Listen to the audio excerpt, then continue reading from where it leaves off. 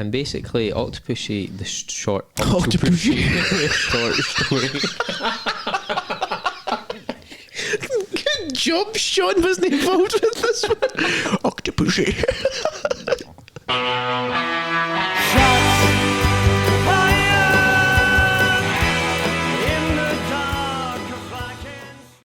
Hello and welcome to the For Your Ears Only podcast. My name is Derek, this is Jack, and today we are going to be continuing the Bond adventure. The Bond episodes. Going on to Octopussy 1983, directed by the big man who returns, John Glenn. The big man. Now, we are more cosier dressed than usual. It's nice and warm in here. Yes, Jack is pretending to be Chris Evans in his Knives Out jumper. I am pretending to be an architect. But we were meant to kind of dress and cosy with that, as this episode is coming out on Thanksgiving, which I believe is really only celebrated in America. About a quarter of our audience are actually in America viewing the episode, so if you're in America, hello, happy Thanksgiving. Now for this, we were going to try and join in with the, Americanisms and get a Twinkie. Twinkies are actually very difficult to get here, so instead we have got ourselves some root beer. You ever tried root beer before, Jack? I have tried root beer before. I like root beer. I like root beer, but I've never tried this root beer. This Virgil's root beer. This is the only one I could get. Now, root beer is really not that common in the UK at all. If I don't really know anywhere outside of America that it's that common. A&W. Yes. Tried that. Have I done this right? A&W. It is nice. Do you know, it's kind of like cream soda. Oh no, I don't like clean soda. It's you doing alright? If you do it at another bit of the bottle, just I've done it. The other side or something there. There's another brand as well. Oh my god, we're in 2 minutes into it. Jack's going to bring. How are you doing? Anyway, happy Thanksgiving. Yay, we got there in the end. So yes, if you are in America and are watching this on any platforms or listening, then happy Thanksgiving. Tag us, let us know what you're doing. Do you just always have turkey and sit around? But if you have turkey and then like 3 weeks later you have to have turkey again, do you get sick of turkey?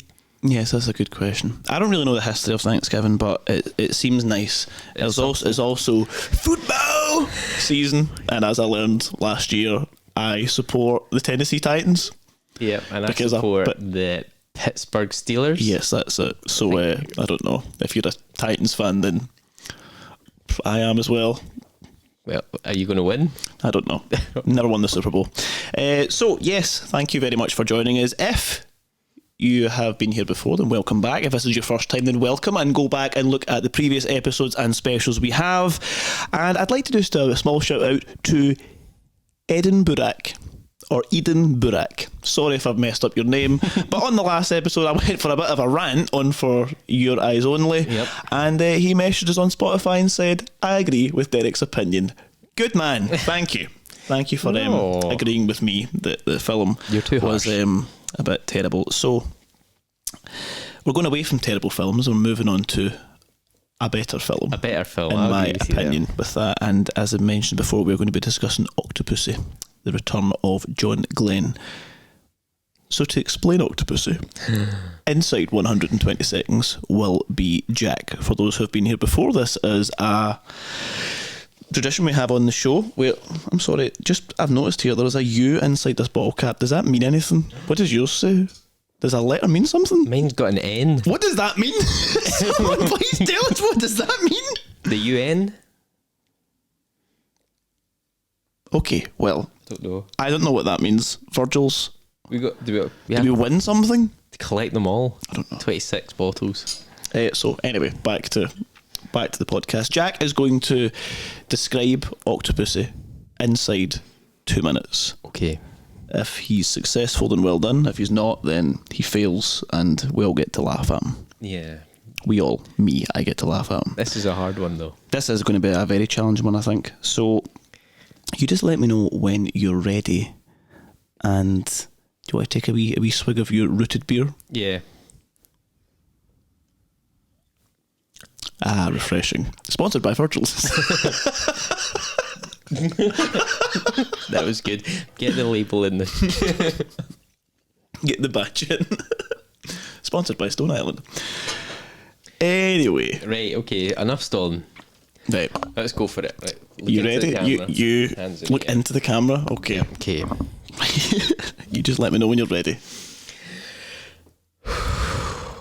Go. Okay. Octopussy, 1983, described by Jack. 3, 2, 1, go. So the film opens with James Bond invading a base in Cuba, an air base in Cuba. He's going to destroy it. He gets captured, but then he destroys it anyway when he escapes. The titles roll. The film opens with a clown being chased out the circus in West Germany, I think. He gets killed by the assailants, but not before he can deliver a Fabergé egg to the UK embassy. Then M gets to James Bond and says that egg is a fake, but the real one is being sold at Sotheby's, and he's to go find out who is buying it. He finds out that it's some Afghan prince called Khan, who lives in India, so they travel to India to find out more. They uncover slowly that Khan is in league with some rogue Russian general who's like exchanging fake for real Fabergé stuff for some reason. Khan then tries to kill Bond a few times. He escapes. He gets taken to Khan's ally, who's a person called Octopussy, who runs this smuggling ring. She likes Bond, so says that she can go, but he obviously decides not to. There's a big chase with lions and elephants. He escapes, but they go to a smuggling ring event at West Germany, where the evil general has switched the treasures for a nuclear bomb, because the real plan all along is to destroy West Germany. Bond, dressed as a clown, defuses the bomb. They then go to India to find Khan. They invade his palace with a hot air balloon. They kill him in an aeroplane, and then Octopussy and Bond escape and live happily ever after. With 10 seconds to spare. That was pretty succinct. I love the fact that you said it was lions and elephants. It was clearly a tiger. Simpsons. Oh, lion. Oh no, we're mentioning the Simpsons again. That was well done, Jack. I thought that was going to take a lot more, but Another no, swig. you got there in the end. Refreshing. What did I Sponsored by miss, Virgil's. I must have missed something. No, I thought that was pretty spot on. You did say it was going to... Actually, was it Khan's residence at the end? Yeah, it was his residence. It was just Octopussy was going to go and fight Khan. Yep. The hot air Yeah. balloon. Before we go into the facts of this, why don't we do question 1? And then, because there's quite a lot to cover in this movie. I say quite a lot to cover. I have a lot. I don't know how many notes you have. I have 2 A4 pages Okay. of notes. So we'll do question 1. The easy question. This is a very easy question, yes. So for anyone who's watched the first 15 minutes of this movie, this should be a doddle. What is the number of the agent who is killed at the beginning of the movie? The man, the clown, The clown. Pennywise, and he dropped the Fabergé egg dramatically through the window. That window broke very easily. Yeah, and he also managed to enter the embassy very easily. Yes, as a clown. Got away from these guys with balloons popping, big clown feet. I was like, mate, take that off. So yeah, that's a very easy question 1. So there is a lot to talk about in this movie, and before we go into the bits, what's your opinion? Actually, no. What was your initial opinion of this movie, and what is your opinion now? My opinion growing up, after watching this film probably once, aged 7 or whatever, was that was terrible, and I'll never watch that again. I think you just didn't like the clown bit. Yeah, I think even from a young age, thought that the clown thing was a bit stupid. Were you afraid of clowns? No, I wasn't afraid of clowns. Just thought that James Bond being a clown was stupid. And then maybe it's because the plot isn't really geared towards kids that kind of went over my head. It's about the smuggling thing. Who is the plot geared towards? Who do you think is the target here? Adults. Mike keeps moving. Is it adults? I think so. Okay. It's a smuggling thing, but you could say that there's a lot of fantastical gadgets that are for the kids. I think there's a lot of moving bits in the movie. I mean, I was thinking today, I really like this movie. I genuinely I could easily watch this quite regularly and not get tired of it. And I know we spoke before about movies that could be remade and made really well. I think this is one. I know there's a lot of stuff that you wouldn't get, but I did really enjoy this movie, and I think it was a long story, but they kept it interesting. There wasn't any bits where I was like, well, there's maybe one bit where I was like, this is actually quite long now. But it was always moving. Didn't matter how ludicrous the next bit was. Even though there's a scene where like James Bond is just trying to hitchhike, it was still interesting. And I think by the end of it, you were like, whoa, that was a busy movie. It was a busy movie. But it didn't feel rushed, and it didn't feel kind of drawn out from that. And that's what I really liked about it. My opinion now, having watched it for this, is almost the same as you. I found it to be much more enjoyable, and maybe only like the middle third could have dragged out a bit. Like I think it could have sped up a bit. It was over 2 hours, I'm sure. 2 hours, 8 minutes. I guess you could say there's like more than one ending. Yeah. They have like an ending, and then he goes back out again and fights. Yeah, a little bit, and he's always going. Yeah. But overall, I thought it was good. And the silly bits, as in the clown, kind of makes sense, but obviously not. There's a lot more funny things that I've picked up on now. Yeah. That just make it a lot better. There's actually a lot of wee funny moments in this movie, but it's not a funny movie. No, it's not just there's wee bits where it's like, huh. Yeah, it's like Guardians of the Galaxy. There's bits that are generally hilarious and you always talk about, but then it's like a good story and it kind of works on kind of pacing wise. Yeah. Maybe that's it. Maybe James Gunn should do the remake. No, don't let James Gunn near James Bond. I think that it's kind of, we kind of spoke about how they went to Moonraker was too out there and then sort of crash landed to Earth and it was maybe too serious. I think this is like the right middle ground. This is Goldilocks here. Yes. This works quite well. Yes. Because I think you could even argue that Spy Who Loved Me was a good Bond movie, but it was quite far-fetched. Yeah, with his and a lot that was going on. There was a lot, and this was quite gritty. Like, there was gunfights, there was some gadgets, not too much. There was some gadgets. There was interesting chases, like really good chases going on, and there was a lot of other characters getting involved. Like, for example, say like VJ. I felt terrible when he died. I was like, why is he dead? Like, he was one of the actual best characters to come into it. The nice ones. Yeah, I was like, do you know he was an actual tennis player? Yes, I did. I researched. Professional tennis player, and I was like, oh, I get it now. Which why? Is why there's lots of tennis and he's references. battering guys. He's hitting people with tennis rackets, and then they do the sort of left-right thing. Yeah, he played at Wimbledon, and he was like, did he was that good. He was like at Wimbledon. He said, how many times can you say you're going to Pinewood to film a James Bond movie, but then go play Wimbledon afterwards? And I was like, nice, good man. That's cool. Yeah, I thought this movie had a really good ground, where, as you said, it was really far-fetched and then just really boring, and then in here it worked really, really well. Yeah, because there's gadgets, not too many gadgets. There's the return of the one-liners, and as you say, the secondary cast kind of gets a lot more involved. Yeah, like they compare it, like the last movie, the last episode, which you should go and watch. Maybe not. Is I was struggling for stuff to say, and in this I just had, you said a lot. I had a lot to say. I was struggling to say anything about the movie, any constructive criticism, and I'm really glad that this movie was actually so good, because I felt good for John. I was like, yes, John, yes. Yourself. He's found himself. I don't know what the budget was like. I know this did commercially was much better than For Your Eyes Only. I don't know how much money they got, and I don't know what their brief was, but it just worked. There was more lines, there was more funny moments, there was more Bond moments. There was more gadgets, because there was an exploding car in the last one, and I just thought that there was a lot.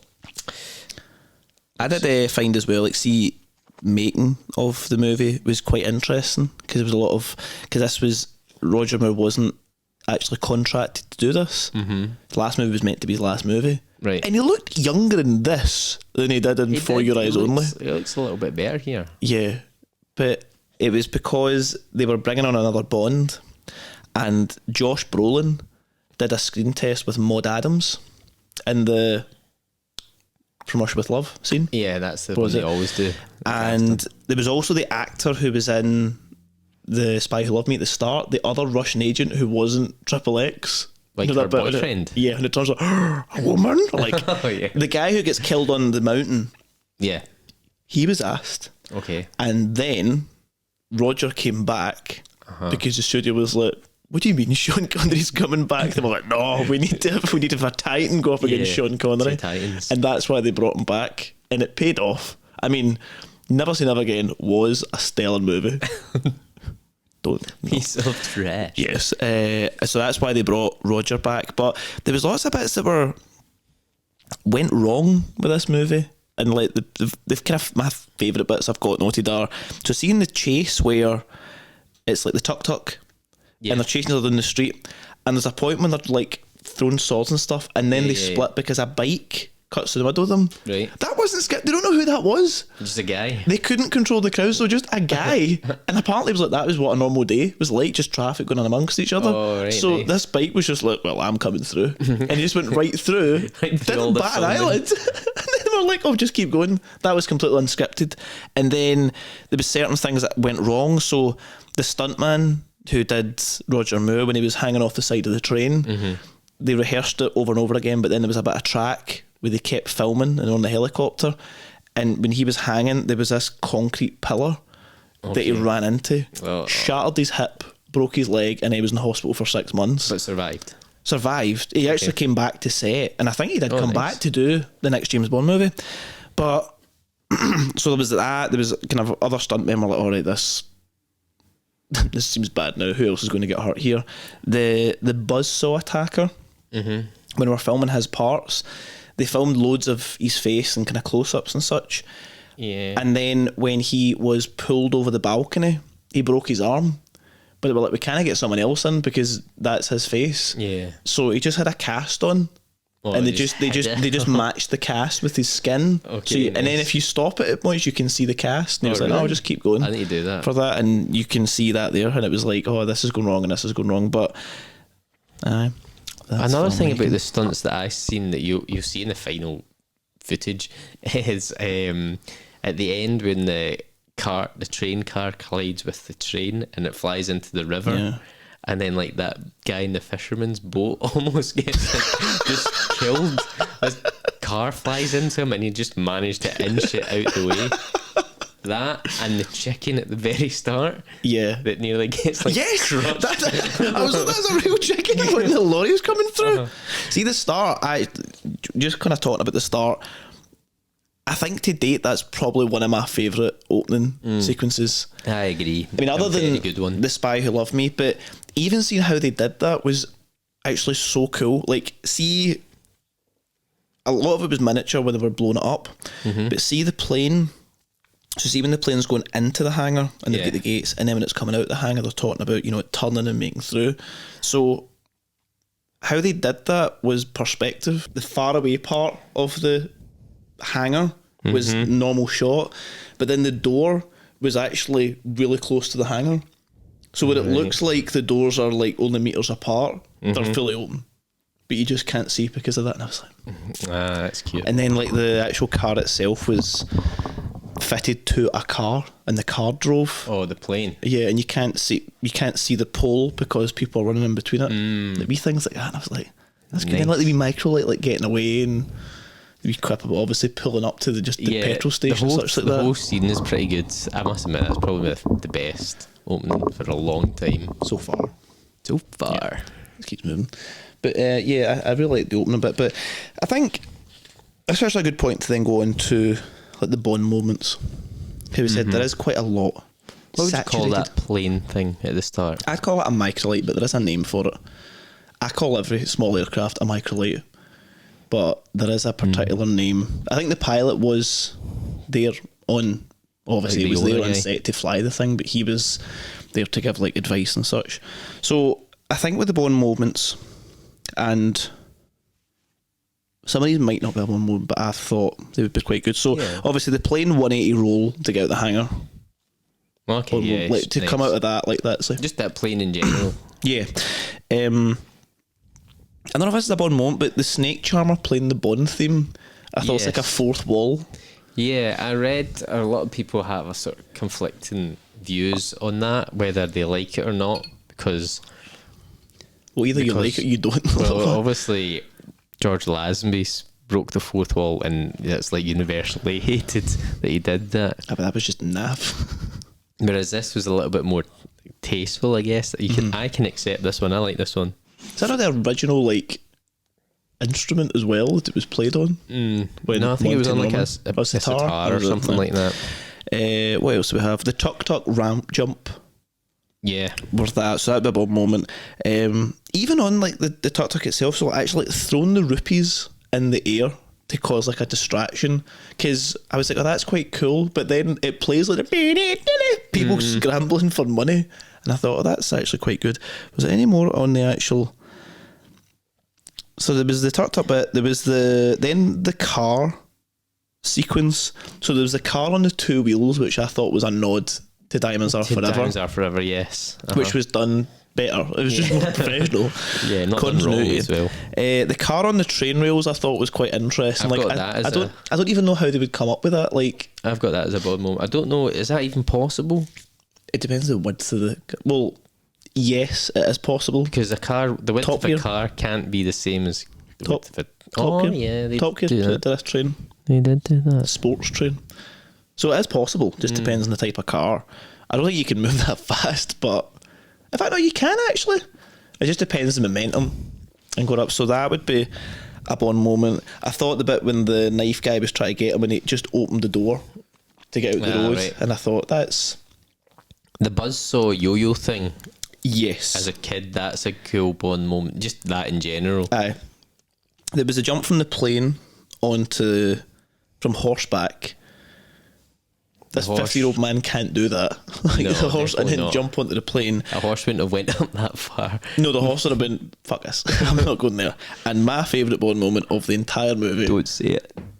What am I going to say? Are you going to say the crocodile? Not what crocodile? That is a Bond moment. The crocodile. What, the costume? Yeah. No. That is an iconic thing. Is that your favourite Bond moment? No, but it's an iconic moment. My favourite Bond moment of the movie is the banister. See when he's on the and he's slicing the banister. Yeah. That's like, it's cool. So I was like, but then first he sees a wee bit at the end and rather than just jump off, he's like, and he shoots that as well. Yeah. And I thought, what a guy. That's cool. Always looking out for number one. Yeah. That's it. So yeah, I was, again, a lot of Bond moments. There was any there that I had noted that you did not have. No, you should have just stole them all. The clown costume, I guess, is a Bond. When you talk about a Bond moment, it's something you'd say to somebody and they'd instantly recognise. Yeah, they know what movies that from. Just speaking of the clown thing, something I noticed with this movie, which maybe made it just a bit more engaging, is this movie had more jump scares than other movies. Jump scares? Yes. So there was 3 I noticed. There's the freezer room. So see when he's hiding from everyone and he opens the door and he turns and then there's a body hanging up and he goes... So I was like, that's a jump scare because no one really noticed that. There's the tiger jumping out. Oh yeah, that's right. The clearly fake tiger coming out. That's a jump scare. And then the clown, the other clown, because it cuts to the circus and then it's the clown just laughing in the camera. That's a jump scare as well. And I was like, I didn't need to do that, but they've done it anyway to try and like freak people out. And I thought, I guess even John Glenn's signature bird, the bird again on the ledge, is a like in the last movie. Yeah. So I was looking out for you. I was looking out because of you. But that's the jump scare as well. Yeah. So again, it's not thriller kind of thing, but it's to try and, I don't know, wake you up. suspense kind of thing. I think actually seeing a level of suspense is with the bomb at the end. It's very tense. Like when I watched this recently, the last time I seen this, I must have been about 6 or 7. I don't have enough in my memory. Again, I didn't really understand the plot. I remember the clown, and I remember the car on the train. Yep. That's it. That's as much as I can remember. But the actual end sequence of that, like when he gets out and he's got to then hitchhike, so he gets rid of the knife guy, he's got to hitchhike. And then I was like, what's he going to do? No one's picking him up. Yeah. Then those kids appear and go, come on, man, drive away. I was like, what was the point in that? And then he's like, I was like, what is this for? Old man. Old man yells at cloud. Yeah. So I was like, right. And then the German couple. The stereotypical German couple Yeah. with the Sausages take him to a made-up German square town. somewhere. Yeah. He then tries to get in the payphone. The woman jumps in. He's like, all right, how am I going to do this? Oh, no, you need to come out. You need to come out. Like there'd only be one. Or maybe in the 80s there was. And then he's like, I'm just going to steal her car. Steals the car. Yep. And that's a good chase. Makes as much noise as possible so the police go after him. Yep. That is a really good chase. With their BMW police cars. Yeah, and I was also like, what car does she have that's able to do all these manoeuvres? Yeah, it's some Alpha. Yeah, so then makes a chase, then gets to the US base. Everyone now knows what he looks like and is looking for him. He then puts on immaculate clown makeup within the space of like a minute. In a different disguise, gets in there, is like, how am I going to do this? And then you're looking at it going, there's only like a minute left, like how? And he's like, oh, it's 90 seconds. Nobody believes him. Everyone starts fighting. Then he gets tackled back again, and you're like, he's like, never going to get this here.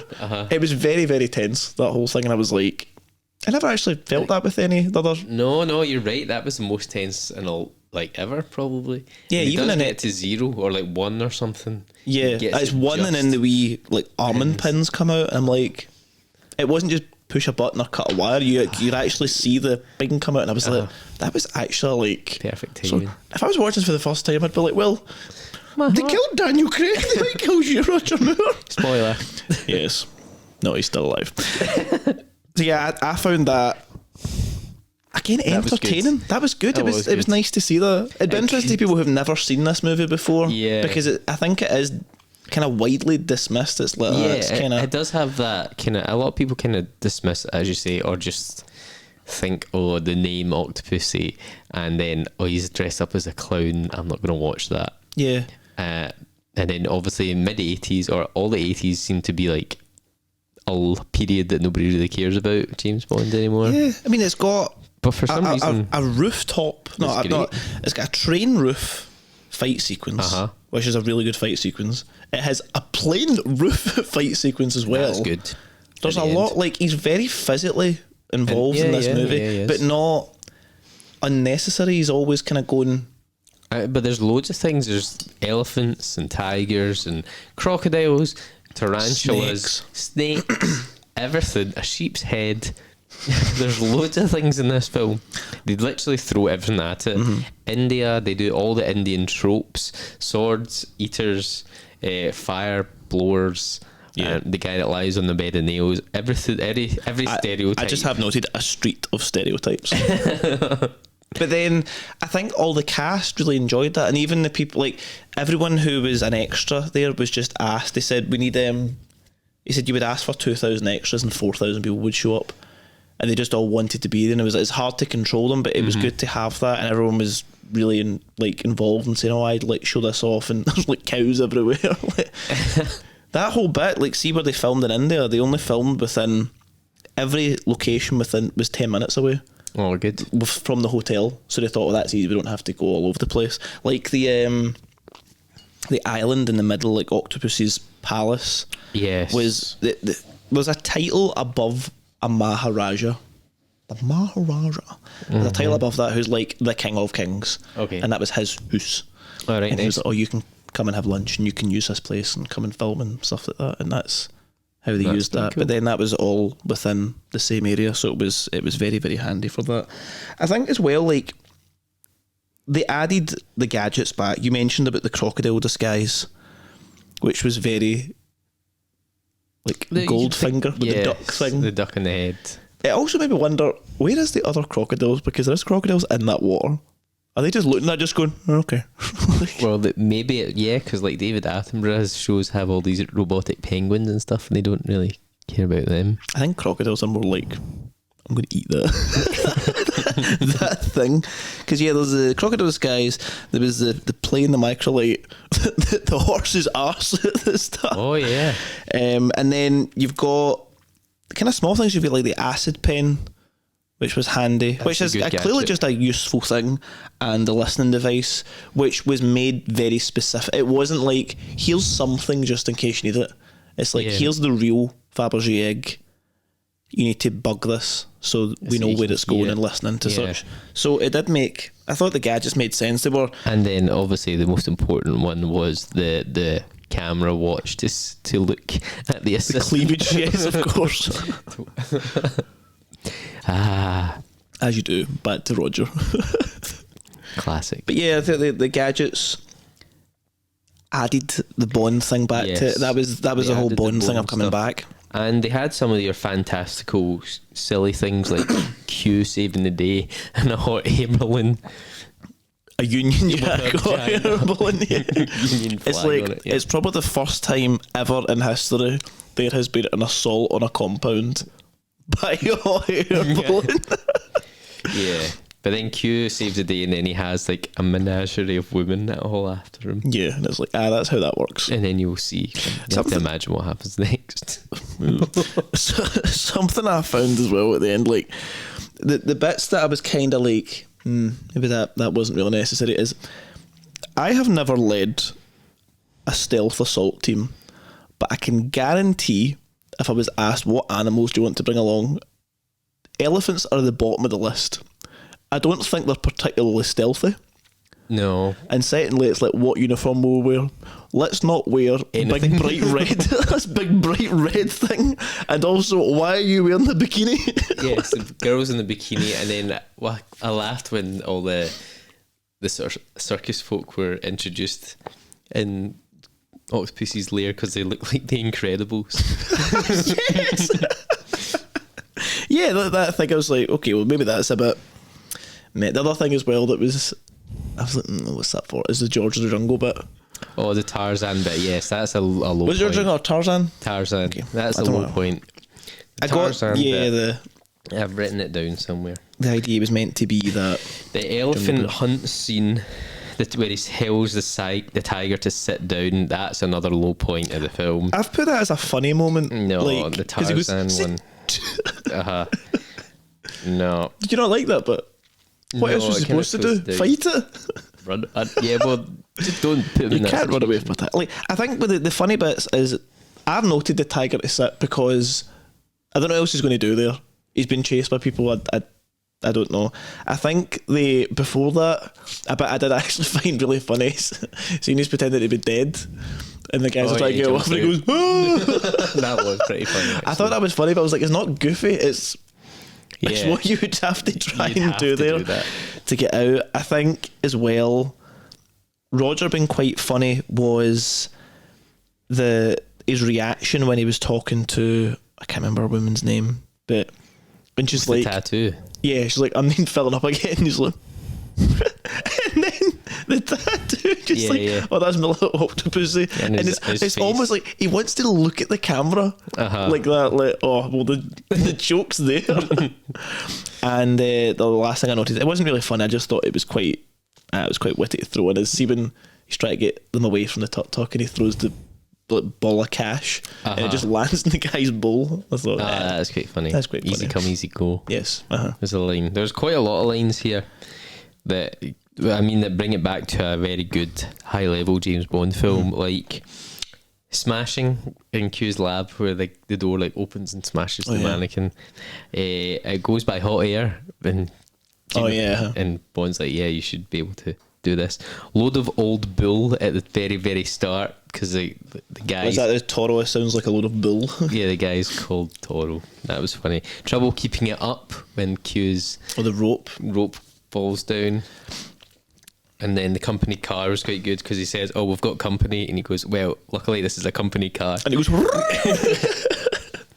I have a few more lines, but before I deliver those lines, I'm going to go into question 2. And then I'm going to open another one of Virgil's things and not spill it this time because I didn't spill the last one. Anyway, question 2, a slightly harder one that you should have paid attention to. What is the cover name given to Bond during his briefing in Germany before he's dropped over the wall to East Germany? What is the cover name that he's given along with the ID? Do you have the bottle opener there? Only says Or it once, my so keys? you might miss it. Yes. Because I kind of missed it. Would you like another one, Jack? Yeah, I will, actually. They're very good. They are good. I quite like Virgil's root beer with cane sugar, naturally bold taste, and handcrafted. I have no sponsoring. Mm. My God, I'm struggling on this one. You want this one because you struggled to open the last one. Thank you. I don't want any accents. I want you spilling anything again. No, you're right. No. Yeah, my lines, the same kind of ones you had, like the Toro sounds like a load of bull. The other ones I had is like when he gives the, I don't know what it is, the instrument back to the guy and he's like, you need this to play with your asp. Yeah, I guess so. There was also when they go through when they drive through the billboard and then the other one comes and it goes, pays to advertise. Mm-hmm. Right, very funny. The two which are my favourite is when the snake goes over him and he goes, hiss off. See, I missed that. I didn't know what he said. That's quite good. And my absolute favourite of this movie was when he gets on the cruise and it's like, are you with our party? And he's like, no ma'am, I'm with the economy tour. And I thought, yes, that's quite funny. Yes. Oh, Roger. So yeah, there's a lot of like so many lines in this movie, all squeezed into 2 hours. Yeah. How good is this film? Helps bring it up. But yeah, it had the lines, the funny moments with that. The villain, the villain's not so much. I think the can guy had potential, but then he just sort of becomes like a second-rate villain to Maud Adams and the other guy. Gobinda. He had Gobinda is, I've noted here, is essentially like Odd Job. Yes, because he crushes the dice. like, that's a thing. Like he crushed the golf ball. And also is by far the best looking villain that's ever been in a James Bond movie up until that point. Yes. Like, I was like, why is this guy not talking more? Why is he not just the villain? He's a big Bollywood star. Yeah, he was like, because Roger was like, I was a heartthrob, and I was like, he might be better looking than you, Roger. 56-year-old Roger. Yeah, so you thought was Maud Adams a villain? Smuggler? She's a smuggler, so she doesn't do good things. But she's Bond's ally. That's true. She changes. And she's also come back from the dead. Yes. It never explained why she was hired again. She was also surprised. That is something that really annoys me with the Bond continuity, is you have actors coming back to play different parts. There's other actors in the world. But that was 10 years ago exactly, so you could have found somebody else. There was just no answer for why she was hired on. Mm-hmm. Like, I think she assumed it was just for screen tests, but then when she was like, "Oh, you've got the part," surely she was like, "I've already done this. I've done this rodeo. I don't really understand." She got slapped around.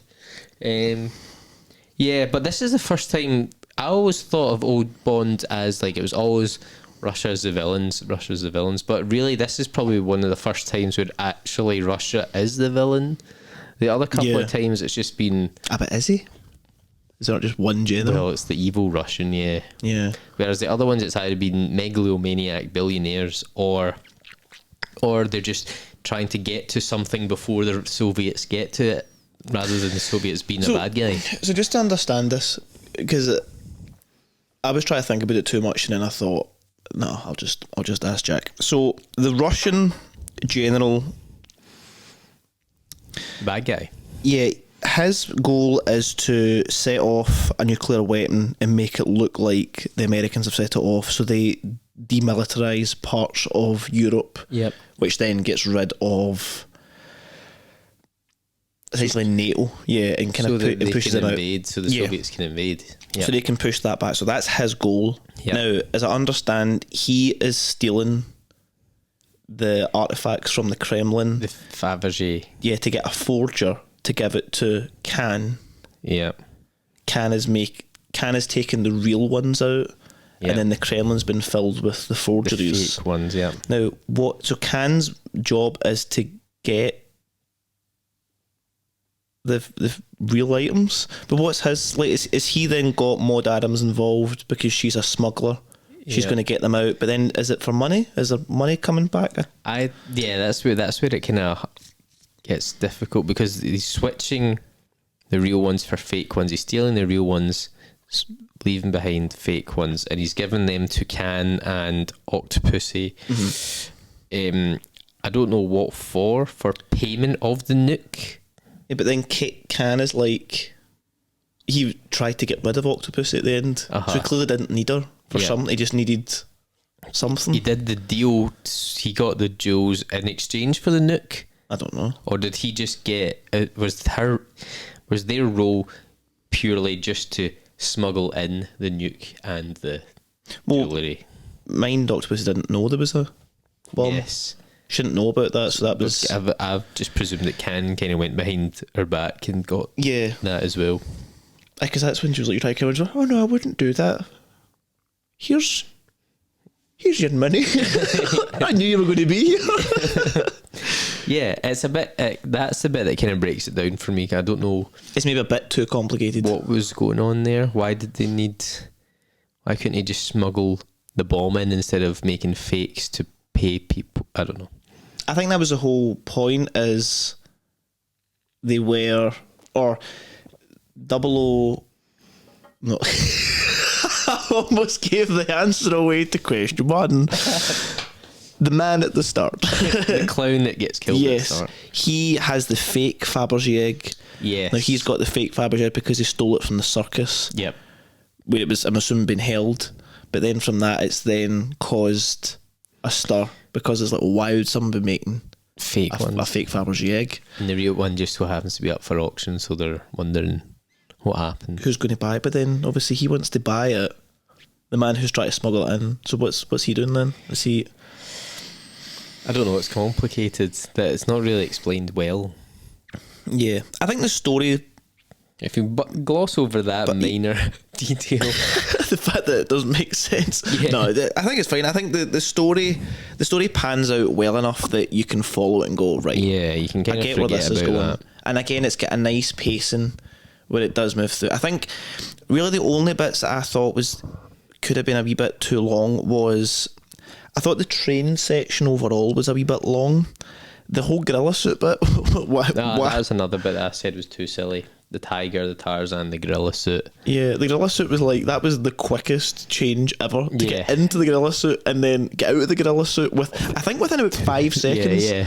I was like, no, I'm not really here for that. But I thought that bit would be cut down and it wouldn't really make much of a difference with it. But overall, I liked it. I think the fact 1983 was the War of the Bonds that we briefly chatted about. Was it 83 that Yes. Never Again came out? I thought it was 82. 83. Both came out at the same time. Yes, but I think little known is that it's actually the year of 3 Bonds, because Go on. George Lazenby appears as a character called JB in a DB5 and wearing a tuxedo in the TV film for A Man from U.N.C.L.E. that came out that year. So technically it's the year of 3 Bonds. Although they couldn't explicitly call him James Bond, they called him JB, and then like an old friend of Napoleon Solo, something like that. Right. But yes. Yeah, no one's really paid attention to that. Obviously everybody's skipped over that. Another thing that people may have skipped over is that this is the only film in the original series up until Pierce Brosnan that he doesn't use a Walther PPK.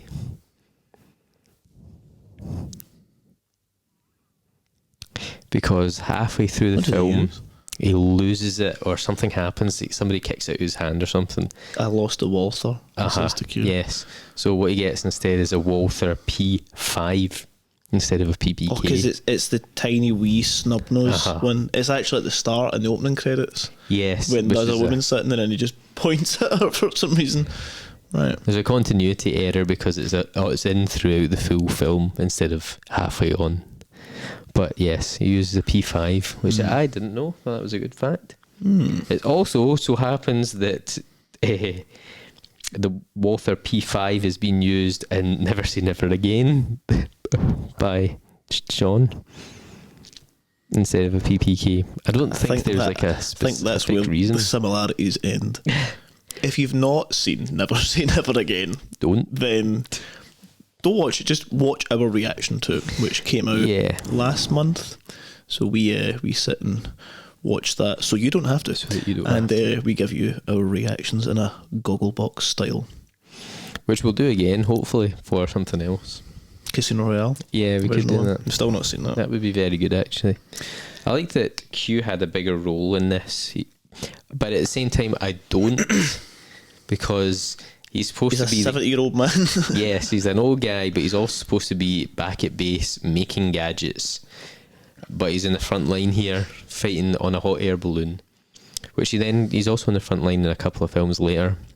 Yeah. And also M seems to have quite a active role in this. But is it M? He meets him in Germany, gives him the papers. Yeah, I thought as well, the head of the intelligence services is going to be right on the border between West and East Germany. Like, you will be picked off, my man. The KGB know who you are. Yeah, you will... You'll go missing. That reminds me, at the very end, obviously, the KGB general guy is in M's office. Yeah. I'm like, the secrets are everywhere. Yeah, I think that's maybe, I don't know, far-fetched. I think diplomats, that's what diplomats are for. Diplomats will go to places, go to embassies and meet there. Not the head of intelligence services. What are you doing? I'll tell you if you tell me what you're doing. We're doing nothing.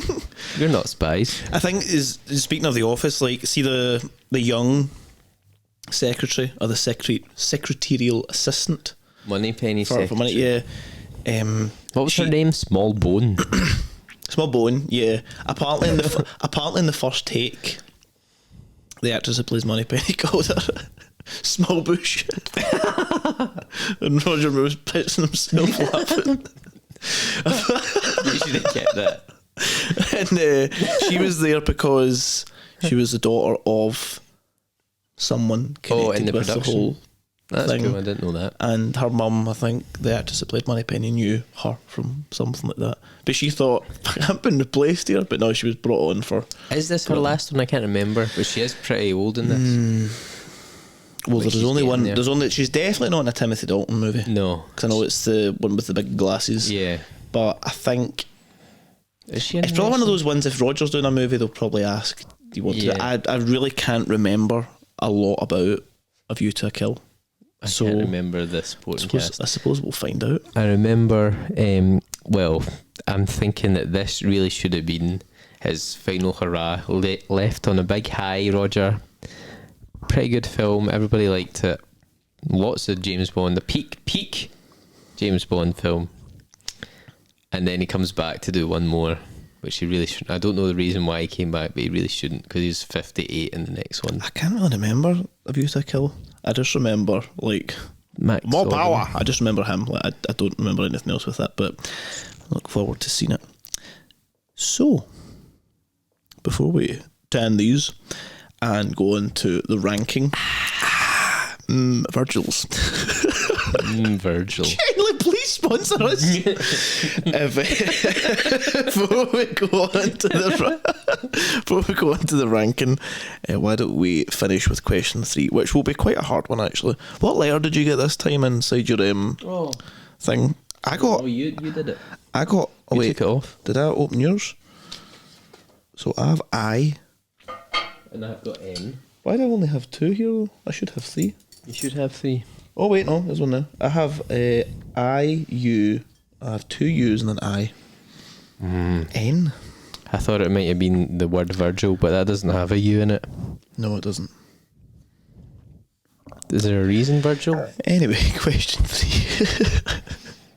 Question 3 is, what is the name of the piece of jewellery that the British government agreed to return to Russia at the end of the movie?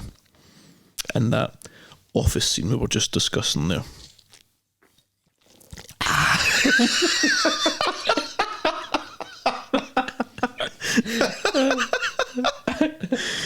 So, why don't we go on to the ranking? I can't remember what last week.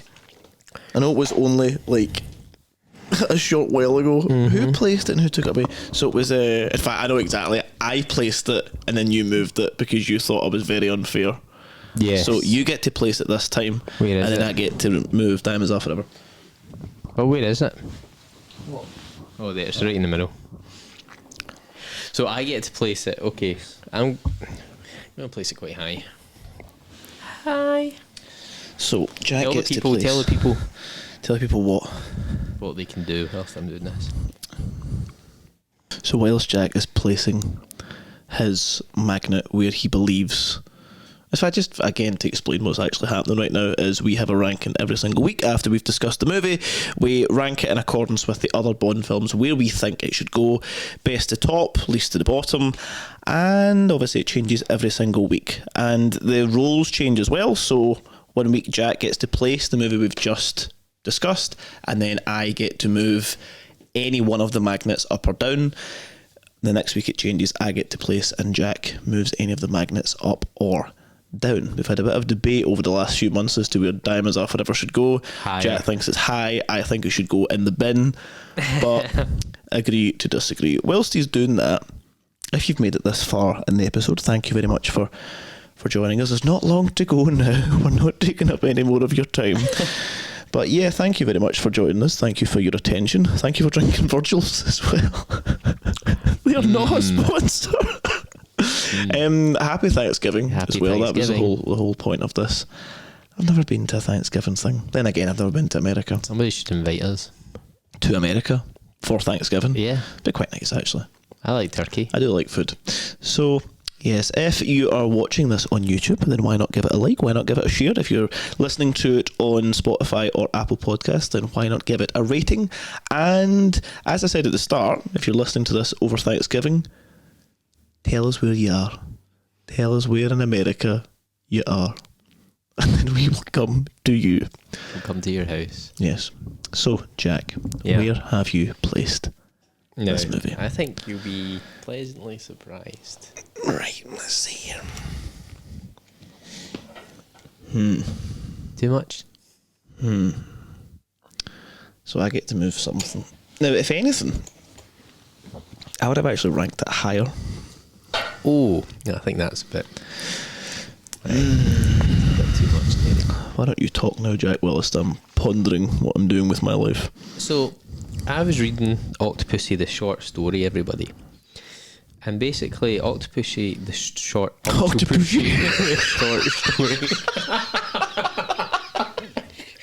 Good job, Sean wasn't involved with this one.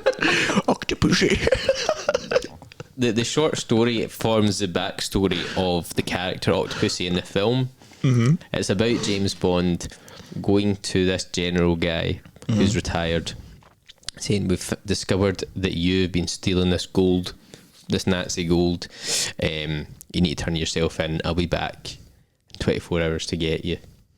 And this guy who keeps a pet octopus decides, rather than turn himself in, he's going to let his pet octopus kill him. And then the story ends. And that is what Octopussy says to James Bond in the film. "I'm glad you let my father have the honourable way out," or something. Oh, so the story that she references is actually This story. right. So you could think of it in a way that Octopussy, the film, is a sequel to That's quite Octopussy, interesting. the I book. quite like that. It's quite cool. So, And Property of a Lady is another Bond short story. is that why that is keeps? literally the auction scene, and that's the story. Oh, thanks, Ian. So I have moved one movie. Now I've moved it 2 spots though. Not because this movie. I can place it anywhere I want to. Okay. And that is what I have done with the ranking. Right, so you moved Octopussy up. No, I've moved. No, you moved Spy. Spy Love Me down 2. Oh, he's percolating. He's thinking about it. He's also relieved that I've not moved Diamonds Are Forever. Yes, there's Or relief, for, yeah. I mean, I should have actually moved For Your Eyes Only down more, but I'm not going that fuss with that. So, Jack, why don't you tell the good folks who are not viewing this episode, From the bottom, we have Dr. No in last place, Thunderball Diamonds Are Forever, Moonraker, For Your Eyes Only. Nope. Take two. Okay, from the bottom we have Doctor No, Thunderball, Diamonds Are Forever, Moonraker, You Only Live Twice, For Your Eyes Only, On Her Majesty's Secret Service, Live and Let Die, The Man with the Golden Gun, Spy Who Loved Me, Down 2 places to 4th, Octopussy in 3rd, From Russia With Love 2nd, and on top, the OG, well, not really, but the best film, Goldfinger. The OG, the 3rd of the series. Yeah, I think that's a fair ranking where it is right now. Pretty high. Octopussy's pretty high for what? I would agree that though. I think we might need to put this in all the Bond forums and get people's opinions. Yeah, but you can also get. I think people will disagree with Octopussy, but I was just. It's one of the obviously all these movies that we've looked at. I'll watch twice, so I'll watch once just to kind of enjoy it and get into the movie again, and then I'll watch again to pick up all the wee things and like figure out questions and such. And Octopussy was probably the one that I was looking forward to rewatching the most. I think my least favourite was For Your Eyes Only. Probably something to do with the fact that as kids you think it's rubbish and then you rewatch it and realise it's good. Maybe we've inflated it too much, but time will tell. Like a hot air balloon. No, stop this, Derek, stop this. Anyway, thank you very much for joining us. You have anything to say to the good folks, Jack, other than Happy Thanksgiving again? Happy Thanksgiving, and you'll see us next time in A View to a Kill, the finale of Roger Moore's era. That's true. Actually, it's the end of an era, the next episode, so you'll see us suited and booted, maybe branded with more root beer. If Virgil wants to get hi Virgil, contact, yeah. I don't think they're going to get in contact. I don't know if they're just a faceless company. Yes, like the sunglasses companies. Anyway, thank you very much for watching. We hope you enjoyed this, and we will see you next time. Bye. Bye-bye. Bye.